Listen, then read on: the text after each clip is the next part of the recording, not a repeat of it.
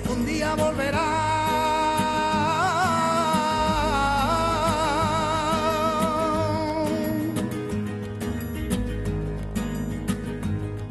Triste pena, ya déjalo ya.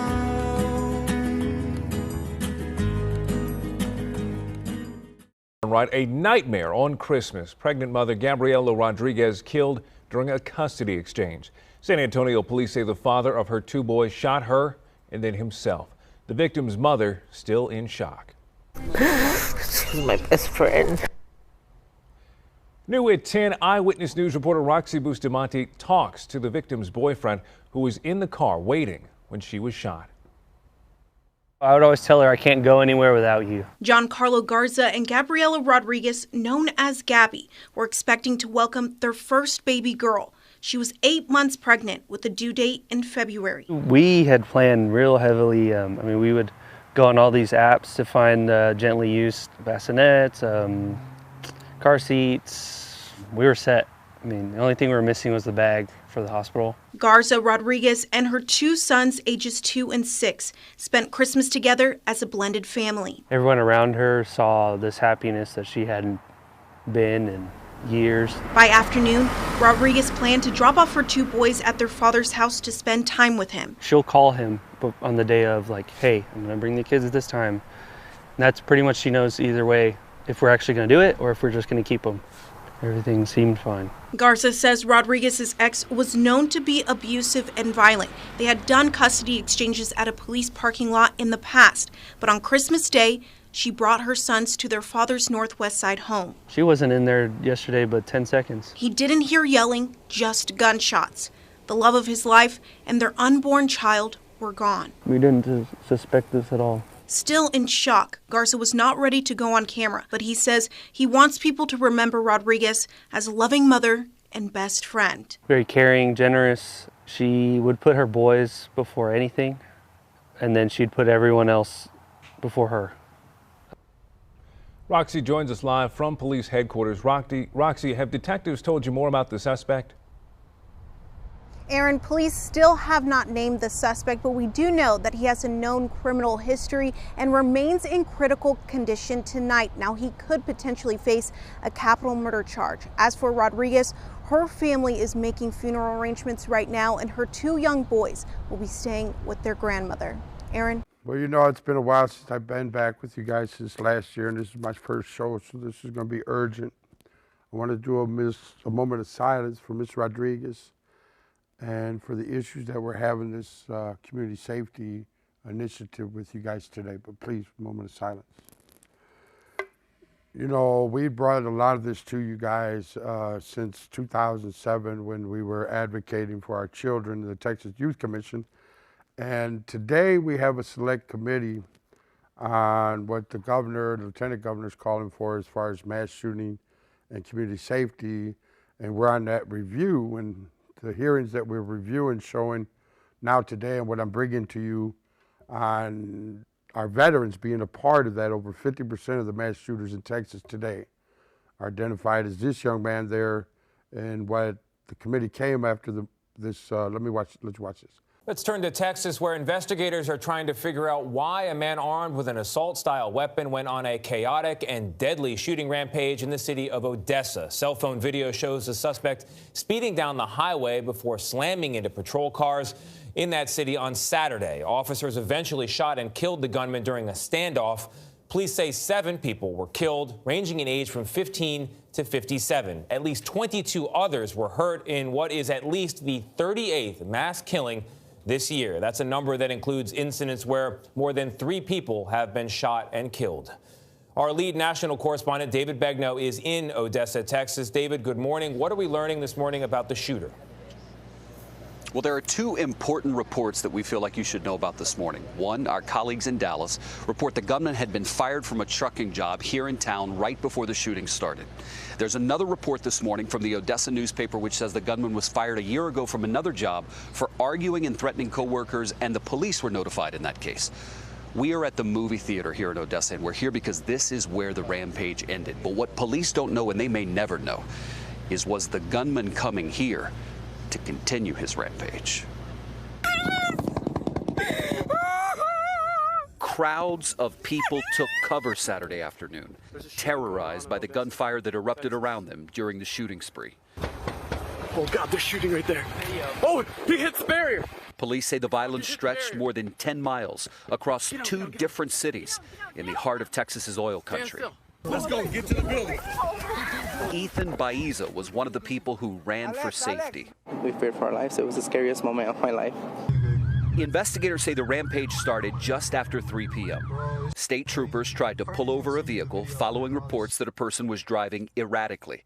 The driver opened fire with an assault-style rifle, hitting and wounding a trooper before driving off. We have an active shooter on the interstate. For nearly 2 hours, the gunman led police on a high-speed chase while firing at people randomly. He hijacked a mail van at one point, killing 29-year-old Mary Granados, who was on her postal route working. She was screaming for help. Mary's twin sister Rosie was on the phone with her when the gunman attacked. I did my best to go help her, but I couldn't get there on time. Did she ever say anything to you after you heard the screaming? I did, because she was already dead. Police have identified the shooter as 36-year-old Seth Ader. Public records show he was arrested in 2001 for 2 misdemeanors. On Sunday, law enforcement was seen searching a home in Odessa, believed to be connected to him. The shooting occurred less than a month after 22 people were killed at a Walmart in El Paso. Texas Governor Greg Abbott. We need solutions that will keep guns out of the hands of criminals like the killer here in Odessa, while also ensuring that we safeguard Second Amendment rights. The governor says he does support strengthening background checks to help address gun violence. But in recent mass shootings here in Texas, including Dallas, Sutherland Springs, El Paso, the gunman obtained the weapon legally. So in that case, stronger background checks may not have prevented them from getting the weapon. Maria Elena, what we don't know is how the gunman in this case got his weapon. Thank you very much, David. There at Midland, Odessa, brings together what they have as a charge, but they didn't have the Atascosa shooter in there. And let you watch this. The most horrific night in Atascosa County history happened right here. Shots are being fired now, James. 2 deputies and a DPS trooper killed. Ambushed, cold-blooded ambush.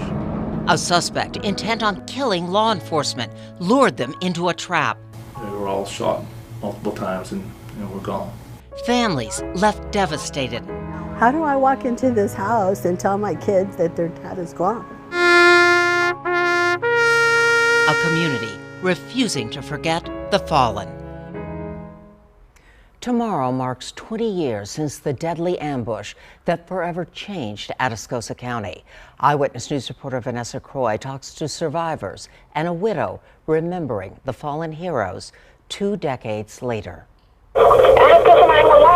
October 12th, 1999, it was a Tuesday night. Okay, where you here? The most horrific night in Atascosa County history happened right here. Shots are being fired now, James. 2 Atascosa County Sheriff's deputies had responded to a 911 call off Corgi and Coffrin Road, and they weren't answering their radios. A state trooper was dispatched to the scene to check on the deputies. He quickly radioed officer down, and that was the last time anyone heard his voice. Something just did not seem right. I just knew I was driving to something bad.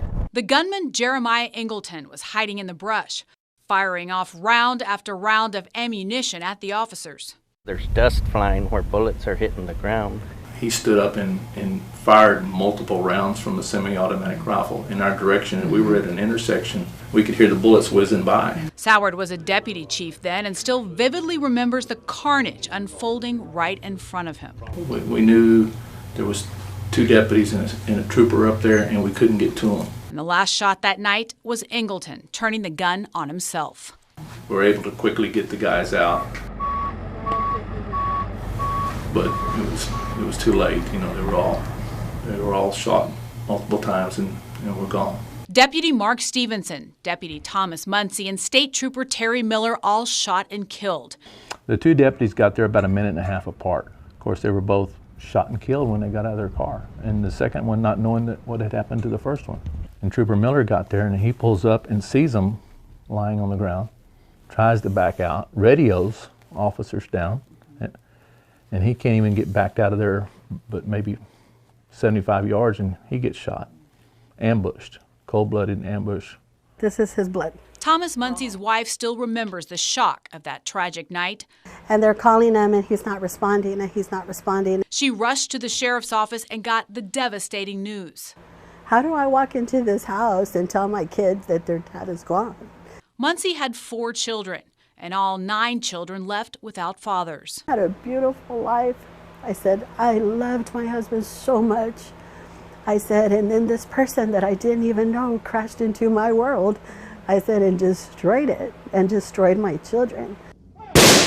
And in the days after, neighbors rallied around the families as they buried 3 fallen officers. That when you're that sad, you want the whole world to cry with you. We were that sad, and our whole community cried with us. Everybody else was fortunate to go home to their families that night. Those 3 guys weren't. They'll always be with us. 3 officers that made the ultimate sacrifice. When that happened, and it took him totally out of my life, I didn't think I could breathe, because he was everything to me. Leaving behind a community that will never let their memories fade away. It had a huge effect, and to this day it still has an effect. Those 3 guys, they were heroes. They were heroes. It's a calling on their life. He loved what he did, and he loved being an officer. Vanessa Croy, KENS 5 Eyewitness News. What a tragic night that was. Muncie's family set up a scholarship for band students at Jordanton High School in memory of Thomas. A 20th anniversary memorial is planned for tomorrow night at the Atascosa County Sheriff's Office, starting at 5:30. He was also a veteran, and we did the investigation. What happened the night prior to leading up to this is what we're asking the governor to call a special session for these veterans and for our community safety. But he suffered from PTSD, and it wasn't just him, also there in Dallas. Shortly before 9 p.m. on July 7, 2016, Micah Johnson parked his black SUV on Lamar Street in front of El Centro College. The hazard lights were still flashing. He put on a tan body armor vest and headed south towards Main Street. At 8:58 p.m., as demonstrators made their way east on Main Street, Johnson fired his automatic or semi-automatic rifle into a police car and at Dallas police officers who were walking among the protesters. His bullets struck and killed Senior Corporal Lauren Ahrens, Officer Michael Kroll, and Officer Patrick Zamarripa. 3 Dallas officers, Gretchen Rocha, Ivan Saldana, and Jorge Barrientos, and a civilian, Shatamia Taylor, were also injured. Johnson headed north on Lamar and shot the glass doors at one of El Centro's entrances, but he could not get through. 2 El Centro police officers, John Abbott and Corporal Brian Shaw, were behind the doors and were injured. About 50 students and teachers were inside wrapping up class. Johnson continued north and sneaked up on DART officer Brent Thompson, fatally shooting him from behind as the officer peered around a pillar. Johnson continued to fire after Thompson fell to the ground. Abbott then left the building to help Thompson. Johnson turned onto Elm Street and shot his way into El Centro through glass doors. About 15 minutes had passed since the first shot. Johnson was injured at some point, and law enforcement officials followed his bloody trail inside the building. Johnson went up the stairs and through the library on the second floor. Despite his injuries, Shaw followed Johnson into the stairwell, and Johnson shot at him. Shaw retreated but remained in the building. On the second floor, Johnson went through the library and into a hallway. Johnson wrote the letters RB in 2 places inside the building in his own blood. Through a window on the north side of the building, Johnson fired down at police officers on Elm Street. He struck and killed Sergeant Michael Smith as the officer climbed out of his car by 7-Eleven. DART officer Jesus Reitana was shot in the triceps while he worked near the DART West End station. A bullet also pierced his police radio. Johnson was holed up in an alcove at the end of a crooked hallway in the center of the building. Law enforcement did not have a clear line of sight on him. An hours-long standoff ended around 1:30 a.m. July 8th when Dallas Police Chief David Brown ordered 2 officers to arm a remote control robot with C4. The officer sent the robot down a separate narrow hallway toward Johnson. The C4 was detonated and the explosion killed Johnson. 2 handguns and what appears to be a Saiga IZ-240, also called an AK-74, were found with his body.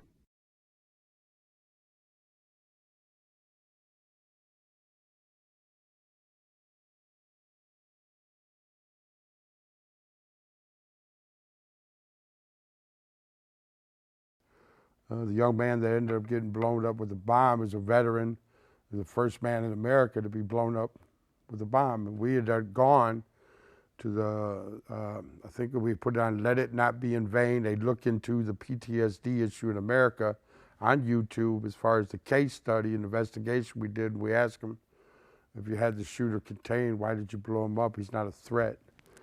But we never got a response back. But we followed up and went to also the Sutherland Spring. And Airman Kelly had a domestic violence issue and suffered also from PTSD. Let me let you watch this. A short time ago, the sheriff here confirmed that there was a relationship between the church behind me and the shooter. We are told now that the parents of the shooter's ex-wife worshiped here. They were not at church yesterday, but they do worship at First Baptist Church. We also learned a short time ago that between 12 and 14 of the dead are children. 8 of those killed from the same family. Overnight, the quiet town of Sutherland Springs, Texas, trying to come to grips with the nation's latest horrific mass shooting. More than 24 people were killed during Sunday services at this small Baptist church. The victims ranging in age from 5 to 72 years old. Law enforcement officials tell NBC News the shooter was 26-year-old Devin Patrick Kelly, dressed all in black, wearing tactical gear, and armed with a Ruger AR rifle. He started firing outside the church and then entered the building, opening fire on parishioners. As he exited the church, a local resident grabbed his rifle and engaged that suspect. After being confronted, Kelly dropped his weapon and ran. Police later found him dead in his car from a gunshot wound, although at this point it's not clear if he took his own life or if he was taken down by that local citizen. One of the men who tracked down the alleged killer is Johnny Langendorf. They said that there was a shooting. I pursued, and I just did what I thought was the right thing. A former member of the U.S. Air Force, Kelly received a bad conduct discharge in 2014, and in 2012, he was court-martialed for assaulting his spouse and their child. For now, his motive in Sunday's mass shooting remains a mystery. Outside the church, witnesses and loved ones embracing, describing the devastating scene. One woman telling MSNBC 4 of her grandchildren were inside when the shots rang out. My son was helping him up at the church. He said there was bodies on top of bodies, and they were having to move the bodies to see if anybody underneath was alive or breathing or anything. Among the dead, 14-year-old Annabelle Pomeroy, the adopted daughter of the church's pastor who was out of town at the time of the shooting. Do not lean. Pastor Frank Pomeroy is normally behind the pulpit. We serve a God that's greater than any normality that we think we know. His sermons uploaded on YouTube. Now, in the wake of the tragedy, residents in this tiny Texas town are coming together. We started praying for everyone that was involved in it. On an overseas trip, President Trump was briefed on the incident, speaking from Japan overnight. All of America is praying to God to help the wounded and the families of the victims. We will never, ever leave their side. In a separate news conference overseas with Japan's Prime Minister Shinzo Abe, President Trump said that what happened here in Texas isn't about guns, this is about mental health. I asked the sheriff about that sentiment. He agreed. He does not think that this is an issue of guns. Meanwhile, they are going to continue to pour over the shooter's social media accounts. Guys, back to you. Hello, Today fans. Thanks for checking out our YouTube channel. Subscribe by clicking that button down there and click on any of the videos over here to watch the latest interviews, show highlights, and digital exclusives. And we reached out to his wife, and the mental health problem was an issue that we're praying the governor of Texas really acknowledges this, not only for the work we've done to the kids that were suffering these adverse effects for PTSDs and what's happening in Texas that we need to bring awareness to on all the work that we've done over these years is what we're addressing now today, and the partnerships that Texas Families of Incarcerated Youth are still advocates here in San Antonio. And Mary Jane Martinez and Diana are other Native Americans, as myself, that try to bring back the equities of why we live on the cusp of extinction. So let me let you listen to what she had to say.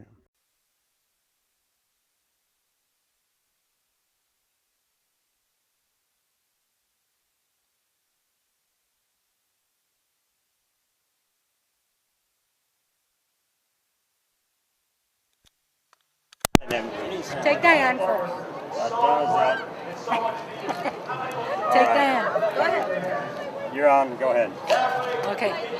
The meaning of this, today we're here at the Cesar Chavez March, March 28, 2009. And this is in memory of the TYC youths that have been killed, and actually suicide, and kids that have been ill, where TYC ignored medical attention for them, and so these are memories of kids that have been in different facilities. And as far as this coffin here, as you can see, these are all the articles, and we still have more articles that we've been collecting for years. I'm talking about years of TYC past history up until now, and what they've done to our children that are in juvenile, and then they end up in Texas Youth Commission, and they're in the hands of the state, but the state is failing to take care of them the way they should, or educate them and give them the proper medical attention that is needed. And so this is what happens when they don't get that. Well, I'm not too sure about that one. They did away with Juvenile Justice Committee. We just recently found out. And so they're getting the probation department with TYC. Yes. So that would mean that they're going to privatize private contracts. I don't know what they're going to do. I really don't. Well, to begin with, we do this because we need to make them aware. They're not aware of what's going on. Only those that are involved or that have been touched by this know what's going on. They're not aware. They do not realize that the education system themselves is failing the kids. So when that happens, they're going to end up here. When they end up here, the Texas Youth Commission will fail them also as far as ignoring them when they need medical attention or education or you name it. They're going to ignore it. So when you see that there is a death, that a child hangs himself in a correctional facility like this, it is because he is fearing something, or it is because someone did something. These youth are in there, and they're in there alone. They have to fight this alone. And when everybody in San Antonio realizes what's happening, if they all would pull together and realize that every time they turn their back, then a child is going to die. And if they would realize that, they'd turn around and they'd be able to call state legislators, senators, anyone that's involved in the TYC and government. And that's what they need to do, because they need to know, even our governor needs to know that we are watching and we are seeing what's happening. And we are seeing that not only is the governor turning his back, but so are the people on the board.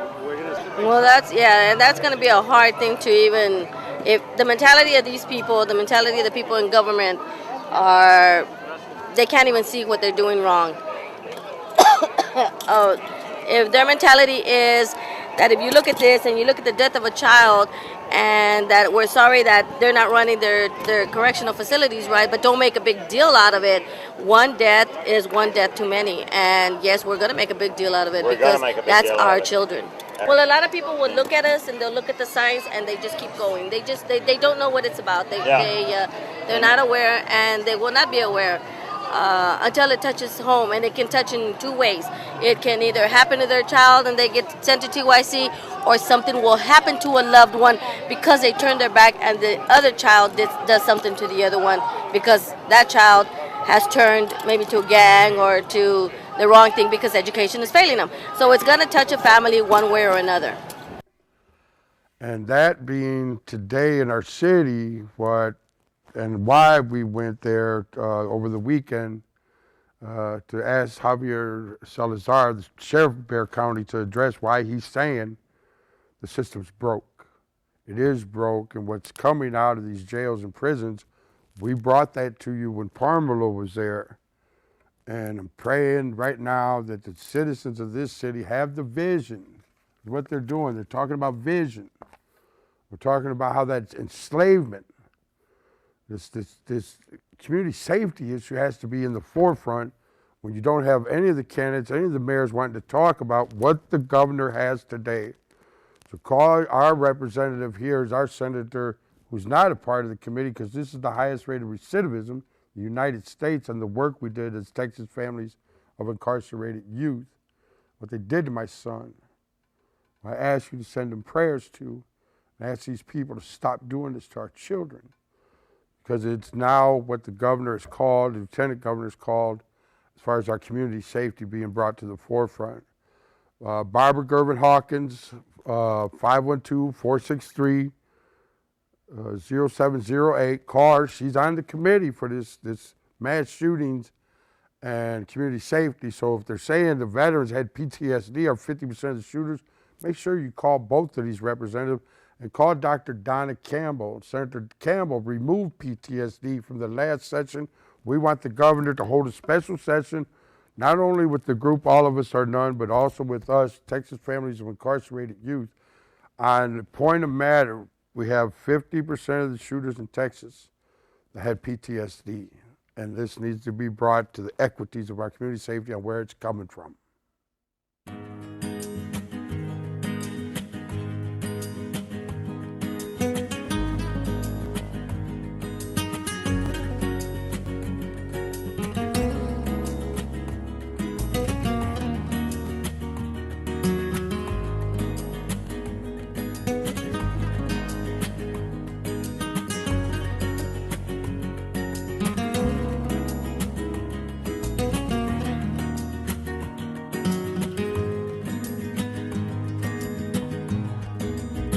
Sé que un día volverá.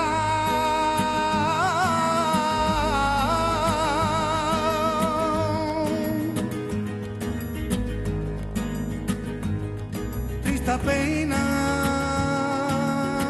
ya déjalo ya.